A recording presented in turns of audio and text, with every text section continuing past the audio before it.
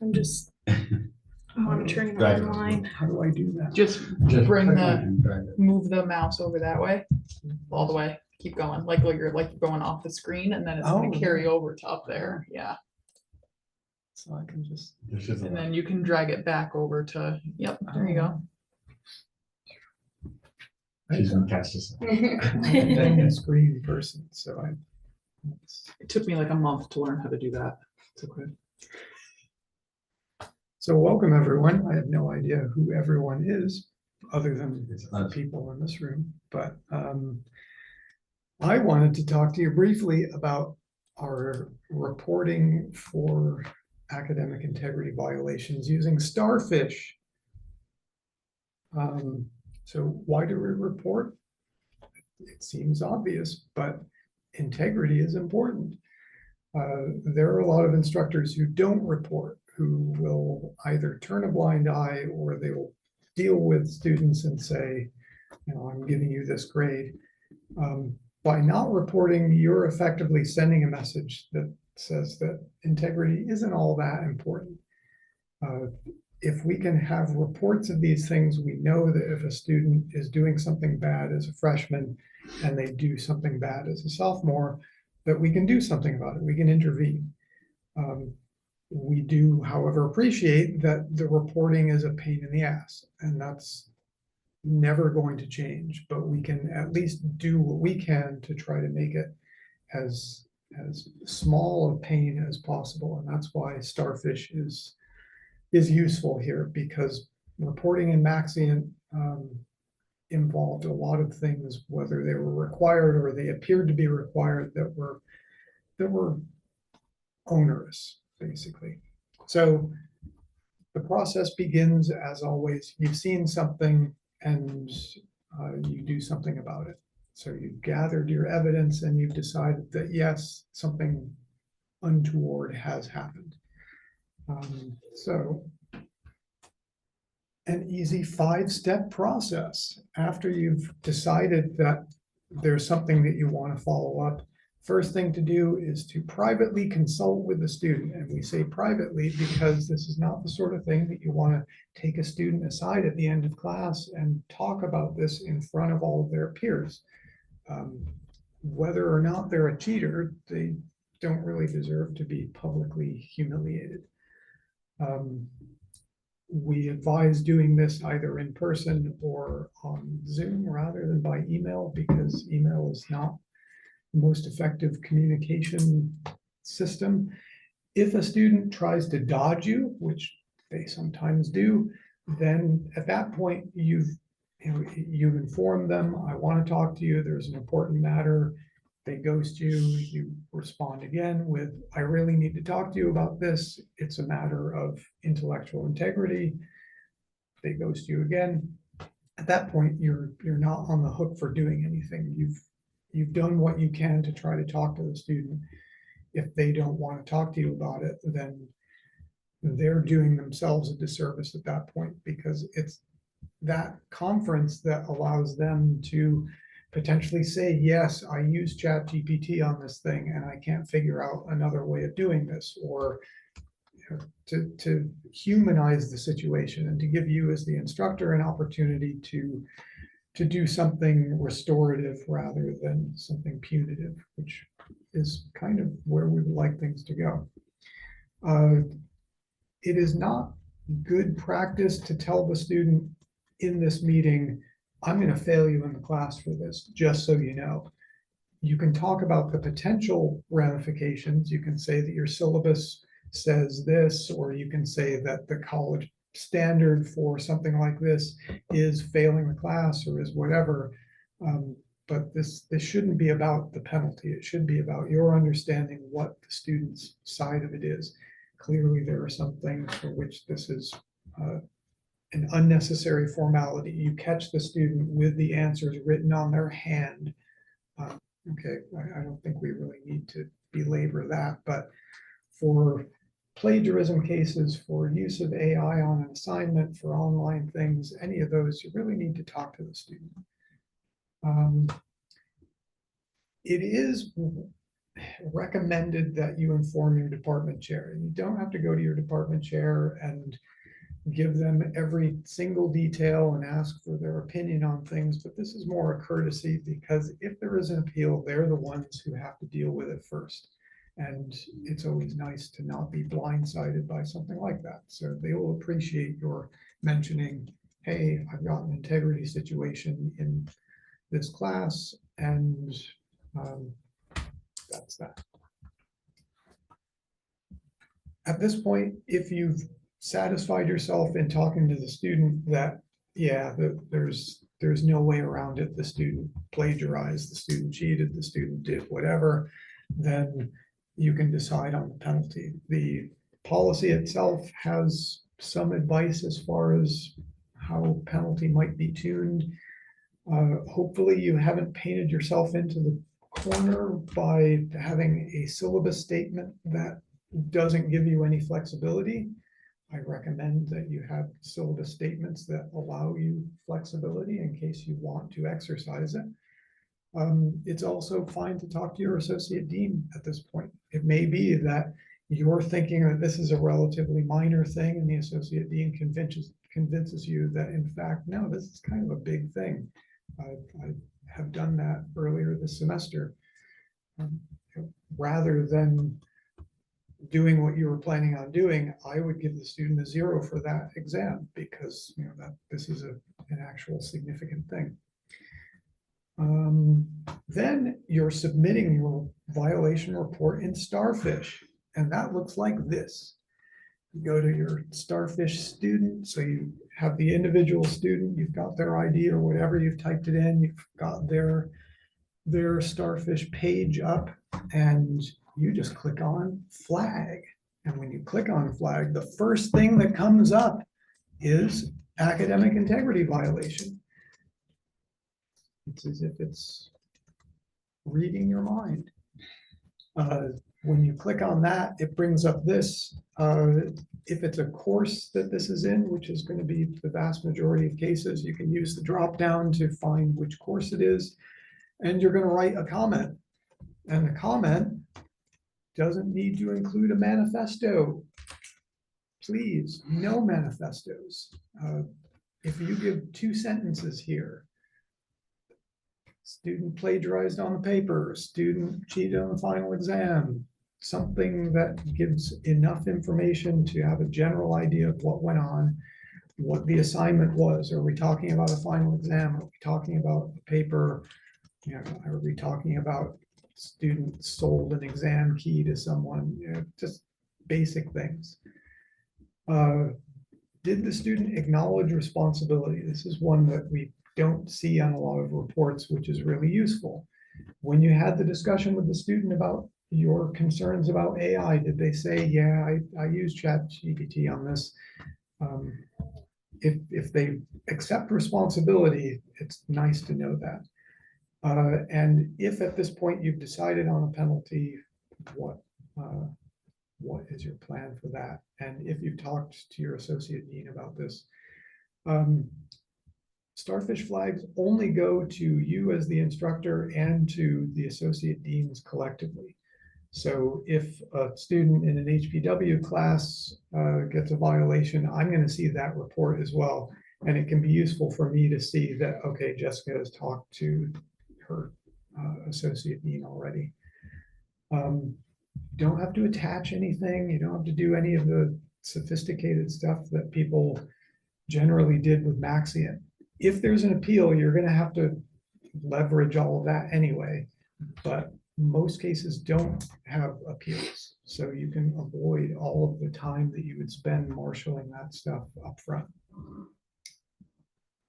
And last but not least, we ask that you inform the student. Since the Starfish flag does not get communicated to the student, at this point, the student knows that they have gotten in trouble for something, but they don't know what the upshot is going to be. You don't want to leave them hanging on it. You don't want to have mystery ensue. You need to inform them on the basis of our the evidence that's been collected on my conference with you, my communication with my department chair, whatever. that you're going to fail the class.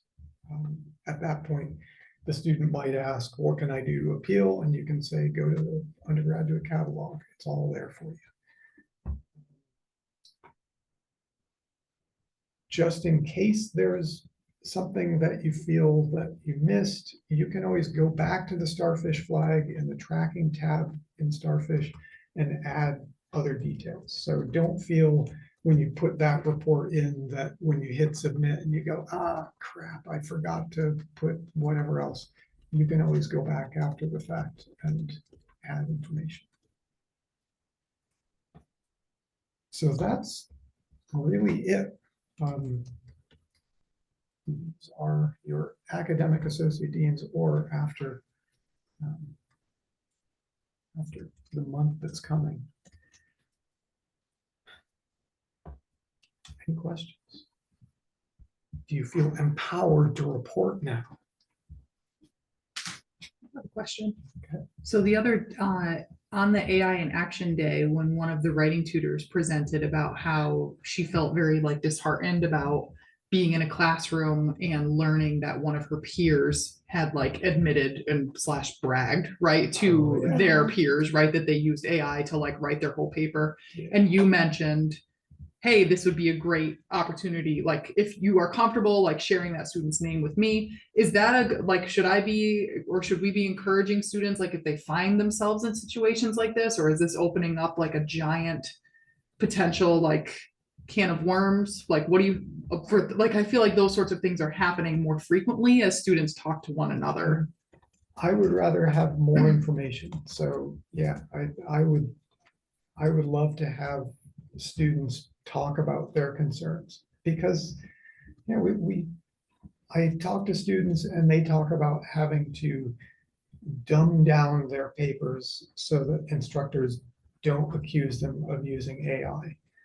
And then when you've done that and you see the student who's blatantly used AI brag about the fact that they did that, and that it can't feel good as a student to have that happen. So not that students should be seeking retribution for these sorts of things, but it allows the associate deans to then potentially talk to a student and say, look, I have reason to believe that you did this. I'd like to talk to you about why you shouldn't be doing that, and to hear your thoughts on it. And if the student wants to lie flat out to their associate dean, then that's as may be. But at least that student is then on some sort of radar that maybe there can be some added vigilance in the future. We do have a bunch of people on Zoom too. It looked like there was a link. The link went to a different room, Zoe said.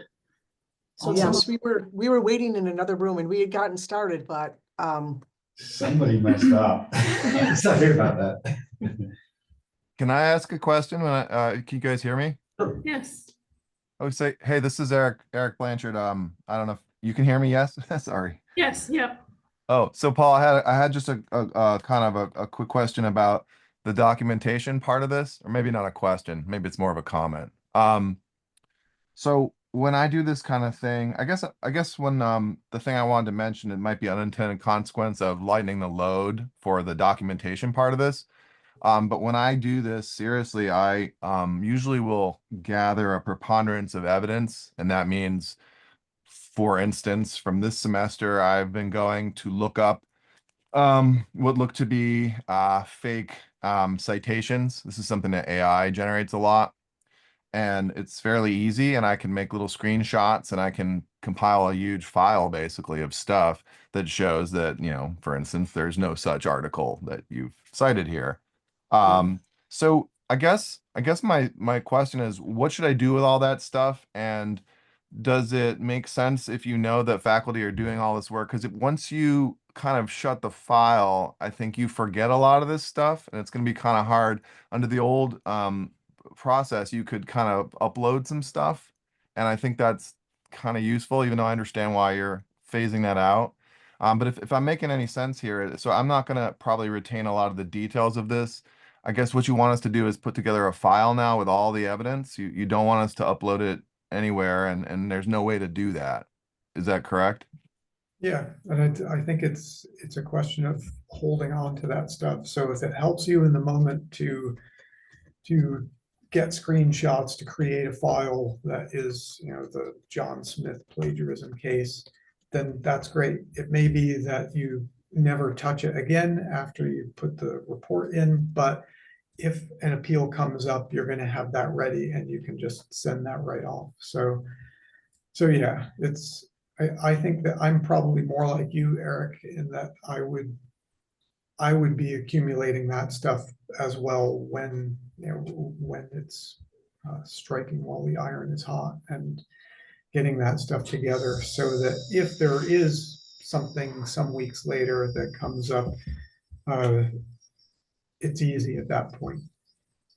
Yeah, because I want to make it easier for you guys, but I just want you to know that that might have the unintended consequence of people not, not having as sharp a memory of stuff if they're not as, strict about gathering the evidence as maybe some people. And just a follow-up question, when we put in comments, I know you want them to be pretty sparse in the original Starfish report.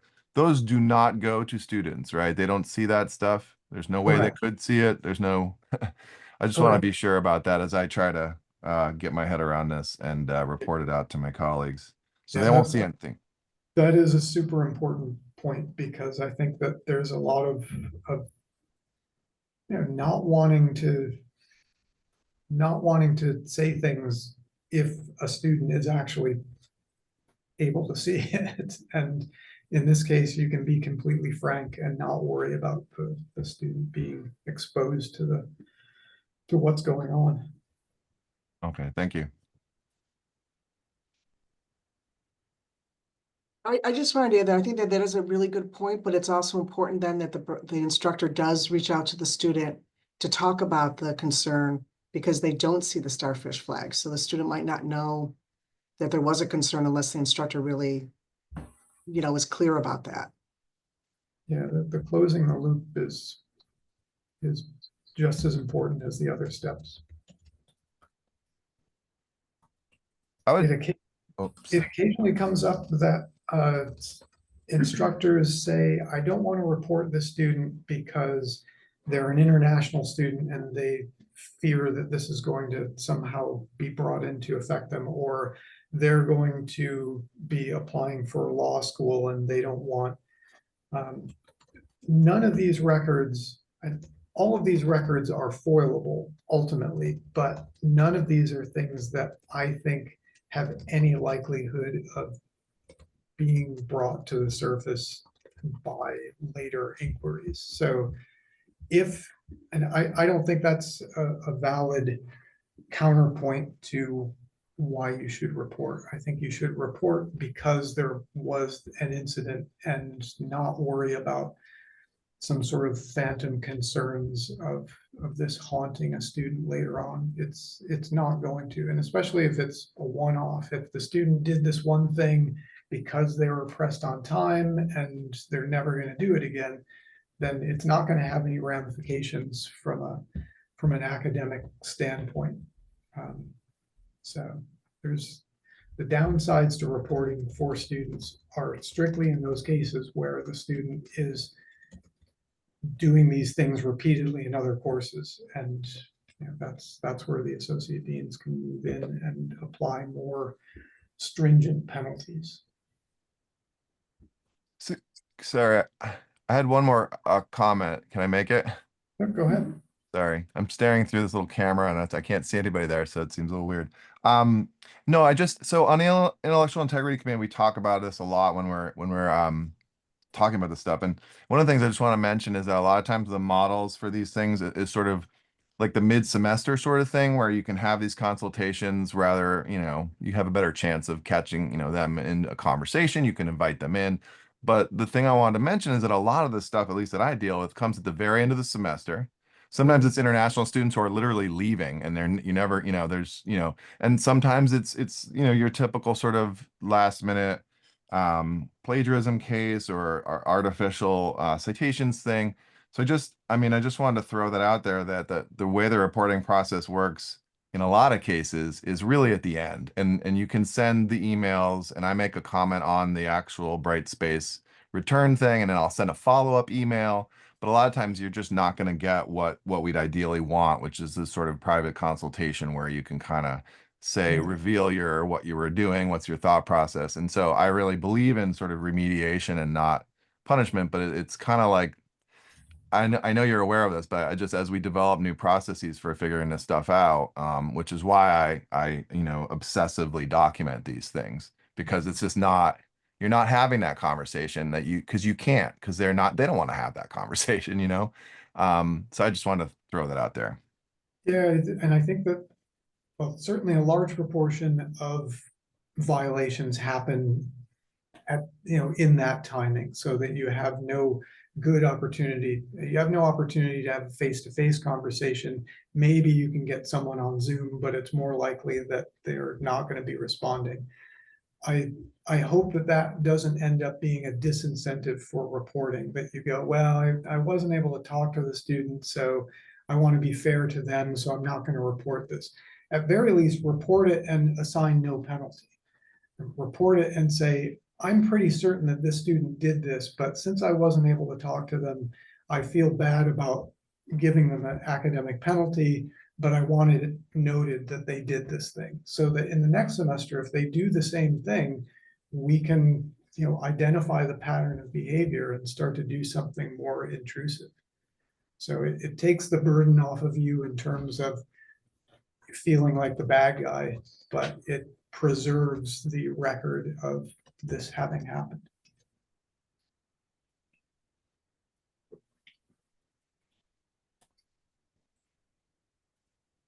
Anything else?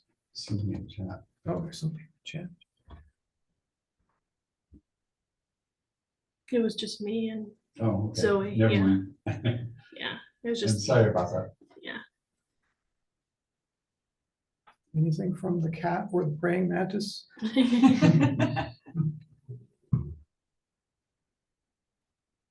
Sorry, one last thing. Go Since ahead. nobody can you just speak really briefly to the impetus to changing over? Is it all like what you said, just sort of trying to get more participation, or is it a software thing, or why did we move from again, I'd kind of mastered the last thing, and then I suddenly found it unavailable with no message as to what was going on, and I thought, well, okay. Is it because, is it a software thing? What's the thinking behind shifting this over? And I'm not sure like how much you could reveal about, the kind of buy-in that you're getting from faculty overall, or if you're disappointed in that, or you want to raise the faculty participation in this sort of thing, or what's going on there? That's, I guess. Well, it's to some extent, it's the Don Rumsfeld, you don't know what you don't know.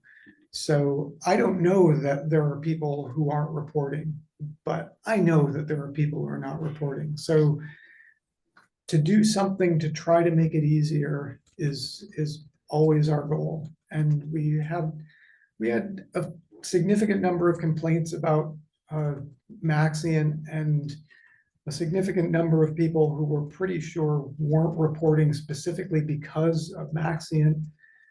Maxian it isn't going away. It's still being used by student affairs for student conduct related things. And we could have continued using that, but the fact that we have Starfish as our sort of academic arm of things, it made sense to be able to use that. And it's, in principle, it should be easier. So, and it's, whenever you make a change, there's going to be a little bit of a problem for the people who are vested in the prior system, but it should end up being easier. And we really hope that it's going to get some people. And I've seen reports from a couple faculty members over the last year that we've been using, starting to roll Starfish out. Seen reports from a couple of faculty who hadn't reported before. Now, is that because of Starfish? Is that because they just decided that enough is enough? Is that they just hadn't found anything before to report? I don't know. I'm just hoping that this will be one thing that can help at least a couple people forward, but it really is more the will of the people. And you know, since there are no school of or no college of business and entrepreneurship faculty here, I can say that we get something like a quarter of the students who are flagged for violations are school of business majors. Of the violations that are reported, we get far fewer than a quarter of them from school business classes. So you can draw your own conclusions on that, but at very least there are areas on campus that historically underreport relative to the number of students that they serve. So whatever you can do to convince your colleagues to report, that it's not hard, that you know, it's never going to be easy, because you don't want to talk to students about this. You would like it to not exist, but it does exist, and we do need to talk to students about it.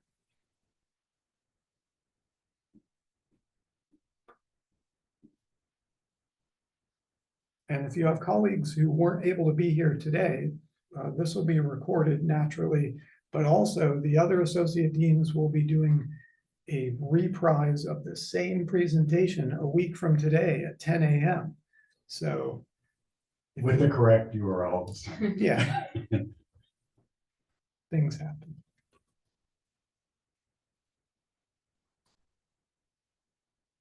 All right. Thanks for coming out, people. Thank you. Yeah, you could stop the recording. Stop the recording. Store box. Oops.